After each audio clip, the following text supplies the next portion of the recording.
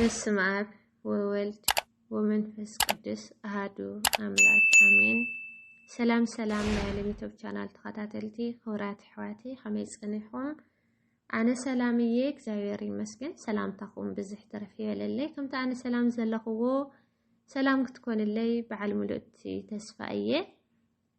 ነዚ ቻናል ሓድሽቲ ዝኾንኩም ሸር ላይክ ሰብስክራይብ እናገበርኩም ቤተሰበይ ኩኑ። ቤተሰበይ ዝኾንኩም ስለተሰናይ ምትብባዕኩም ሓገዝኩም እግዚአብሔር ኣምላኽ ይኽብረለይ እናበልኩ ሎም መዓልቲ ሒዘየ ዝቐረብኩ ካብ ዘንበብክዎ ይጠቕመና እዩ ዝበልክዎ ብሂላቦ ናኡ ከብለኩም። እቲ ካብ ፈተና ዝሃድም ካብ እግዚአብሔር እዩ ዝሃድም። ኣባ ጳውሊ ነፍሲ ወከፍ ሰብ ብዛዕባ ሓጢያቱ እንተዝዝክር ብዛዕባ ናይ ብፃይ ሓጢያት ኣይምዘከረን። ኣባ ሙሴ ጸሊም ሓንቲ ሕማቅ ቃል ንሓደ ጥዑይ ሰብ ጨካን ትገብሮ፣ ሓንቲ ልእምቲ ቃል እውን ንሓደ ጨካን ሰብ ጥዑይ ትገብሮ። ቅዱስ ኣባ መቃርዮስ ሓደ ሰብ ክሳብ ዝናሳሕ ኣይጽልን እየ ዝብል እንተኾይኑ በፍጹም ኣይክናሳሕን እዩ። ምክንያቱ ጸሎት ናብ ንስሓ ዝመርሕ በር ስለ ዝኾነ። ኣባ ቅዱስ ቄርሎስ ሳድሳዊ ጣዕሳእታ እኳ መንገዲ ንስሓ እያ። ቅዱስ ዮሃንስ ኣፈወርቅ ደቂቶም ክቡራት ኣቦታት ክትኮኑ እንተደኣ ደሊኹም ንሳቶም ዝጽሓፍዎ እምበር ካልኦት ዝጽሓፍዎ ኣይትእመኑ። ቅዱስ አትናቴዎስ ቅዱሳት መጽሓፍቲ እንተ አንቢብኩም ንሳቶም ከመይ ክትነብሩ ከም ዘለኩም ክነግርኩም ከድሕኑኩም እዮም። ቅዱስ እንጤኖስ ዕረፍቲ ነፍሲ ክትረክብ ዘውትር ቅዱሳት መጽሓፍቲ ምምልካት ፍቶ። ማርያ ይስሐቅ ቅዱሳት መጽሓፍቲ ምንባብ ካብ ኩናት ሓጢያት ዝኸልክል ጽኑዕ ዋልታ እዩ። ኣባ ኤጲፋንዮስ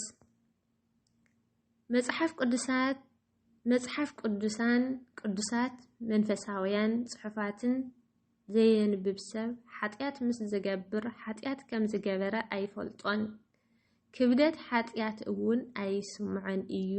ማርያ ይስሐቅ ንዘበናት ተስፋ ሲኢና ክንነብር ከለና ኣብ መወዳእታ ዘበን ጎይታና መድኃኒና ኢየሱስ ክርስቶስ ህይወትና መሊሰልና፣ ስለዚ ክነመስግኖ ኢና። ኣባ ሄርሞን ንርእስኻ ብሓሶት ኣይትውቀሳ፣ ንርእስኻ ምኽሳስ ትሕትና ኣይኮነን። እቲ ዓብይ ትሕትና ሰባት ክወቕሱኻ ከለው ምዕጋስ እዩ። ቅዱስ ራብዮን ጸጋ እንተተዋሂዩካ በቲ ዝተውሃበካ ጸጋ ኣመስግን፣ ንዘይተውሃበካ ጸጋ ክትደሊ ኢልካ ነቲ ዝተውሃበካ ከይትስእን። ማርያ ይስሐቅ ወርቂ ኩሉ ብሓዊ ከም ዝፍተን ናይ ክርስቶስ ጸጋን ክብርን ከይተፈተኑ ምርካብ ኣይከኣልን። ናይ ዓለም ፈተናን እሳትን ቀልጢፉ ይሓልፍ፣ ሓጢያተኛታት ዝኣተውዋ ገሃነም እሳት ግን ንዘለዓለም እናደደ ይነብር። ቅዱስ ሜናስ ብመንፈሳውነት እንተደኣ ዘይነቕሕናስ ትኽስ ንብል፣ እንተደቂስና ድማ እቲ ጸላኢ ዲያብሎስ ይመጽእ እሞ ባህ ዝብሎ ተኸሊልና ይኸይድ። ቅዱስ ቄርሎስ ሳድሳዊ ወዲ ሰብ ስግኡ ወይ ኣካሉን ነውሱን ዝተዋሃደ እዩ። ስጋና ወይ ኣካላትና ምግቢ እንተዘይተመጊቡ ክንነብር ኣይንኽእልን። ነፍስና ድማ ጸሎትን መንፈሳዊ ፍልጠትን እንተዘይተመጊቡ ምውት እዩ። ቅዱስ ኤፍሬም ሴርያዊ ንኣምላኽ ኢልካ ደኣ ንሰብ ፍራሕ እምበር ንሰብ ኢልካ ንኣምላኽ ኣይተገልግል። ቅዱስ ዮሃንስ ኣፈወርቅ ዓስቢ ትሕትናና ፍርሓት እግዚአብሔር ሃፍትን ክብረትን እዩ። ጥበበኛ ሰሎሞን ኩሉ ድኽመታትካ ኣብ ቅድሚ እግዚአብሔር ደርብዮ እሞ እግዚአብሔር ድማ ሓይልኻ ክኾነካ እዩ። ኣቦና ሙሴ ጸሊም ቃላት ጥራይ ኣየድልየናን እዩ። ኣብ ግዜና ምስ ደቂ ሰባት ብዙሕ ቃል እዩ ዘሎ፣ እንተኾነ ዘድልየና ዘሎ ተግባር እዩ። ምክንያቱ እቲ ዘድሊ ፍረ ዘይፈሪ ቃል ዘይኮነ سي فرز زرخوم قالات زركوم قالات إيوم أبونا قدوس يعقوب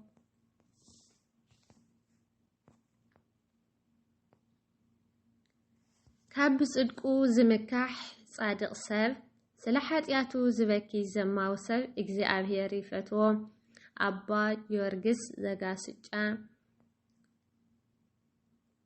ኣብ ኣምላኽ ዘለካ ተስፋ ምእንቲ ከይጠፍእ ተስፋኻ ኣብ ዓለም ኣይኹን ቅዱስ ሙሴ ጸሊም ሓደ ጸላእ ጥራሕ ኢና ተኣዚዝና ንሱ ድማ ዲያብሎስ እዩ ምስኡ ፈጺምኩም ከይትዕረቁ ምስሓኩም ግና ኣብ ውሽጢ ልብኩም ፈጺሙ ጽልኢ ኣይሃልኩም ቅዱስ ዮሐንስ አፈወርቂ መኻሪ ኣየድልየንን እዩ ካብ ምባል ዝዓቢ ትዕቢት የለን ኣቦና ቅዱስ ባስልዮስ ሙዳቕ ኣደማዊ እዩ ካብ ዝወደቅካዮ ዘይምትንሳእ ግና ሰይጣናዊ እዩ ቅዱስ ዮሐንስ አፈወርቅ